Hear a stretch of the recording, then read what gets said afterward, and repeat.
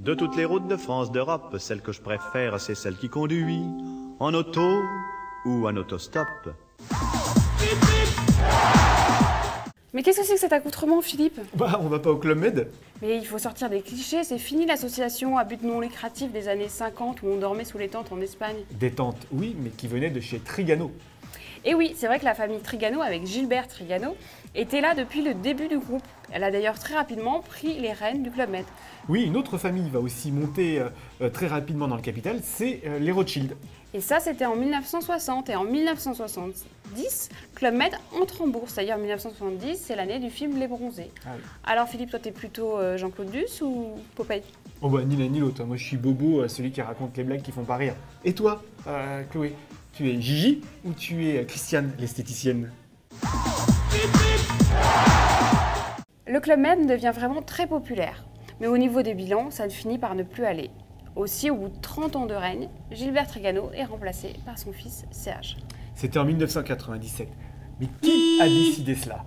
Mais en fait, c'est la famille Agnelli. Les Agnelli, à l'époque, sont les actionnaires majoritaires du groupe. Et ils décident de remplacer Serge Trigano par Philippe Bourguignon. Ah, Philippe Bourguignon, c'était l'ancien président d'Euro-Disney.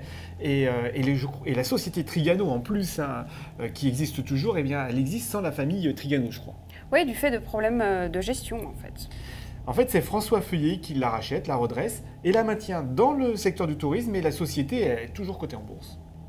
Ils ont quand même pas eu de chance, ces Trigano. En fait. Non, et puis alors le point d'orgue, ça a été 1992, le Cap Skiring, c'est un avion du Club Med au Sénégal qui s'est écrasé. Il y a eu 30 victimes et des dizaines de blessés. C'était une compagnie aérienne, africaine, enfin bon, c'est un scandale quoi. L'ère Bourguignon, c'est avant tout une restructuration et c'est à cette époque que les comptes de Club Med redeviennent positifs. Oui, alors Philippe Bourguignon aussi, il se diversifie beaucoup, peut-être il se disperse un petit peu. Oui, par exemple, ils vont faire de nombreux rachats tels que Jet Tours ou encore Gymnase Club. Et que font les actionnaires Agnelli? Eh ben, ils construisent toujours des Fiat, des Lancia, des Alfa Romeo, des Ferrari. Très drôle, Chloé. Non, que font les actionnaires Agnelli du Club Méditerranée? Eh bien, à l'époque, les Agnelli sont soutenus par la Caisse des dépôts. Et ensemble, ils vont choisir de remplacer Philippe Bourguignon par celui qui, à l'époque, est le numéro 2 du groupe, qui est Henri Giscard d'Estaing, qui n'est d'autre que le fils du président de la République. Que le monde est petit. Dans les années 2000, changement de stratégie. Club Med doit maintenant raisonner avec luxe, qualité et international. Oh là, je suis pas trop raccord avec ma chemise. Mais tu ne l'as jamais été, Philippe. En 2004, eh bien, c'est le groupe Accor qui monte au capital et Agnelli qui part. Et donc, il devient le groupe Accor l'actionnaire principal. Et à l'époque, effectivement, Club Med attire de nombreuses convoitises. On peut citer par exemple Bernard Tapie, qui pendant quelques mois va détenir 1% du capital de Club Med.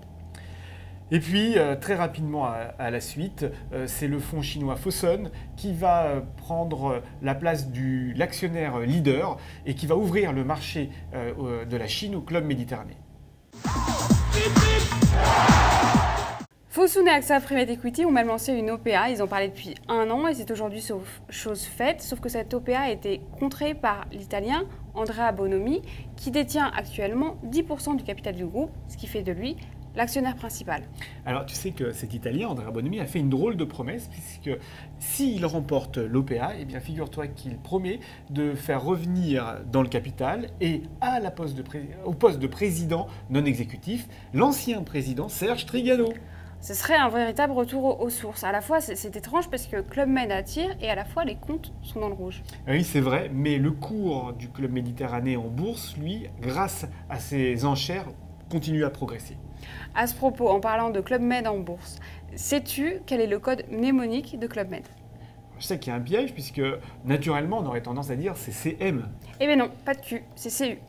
Oui, alors et là, un petit appel à tout le monde pour nous dire pourquoi le code mnémonique de l'action Club Méditerranée s'appelle CU, c'est-à-dire autrement dit Q. Nous, on a bien une petite idée. Tiens, au fait, donne-moi ton chapeau.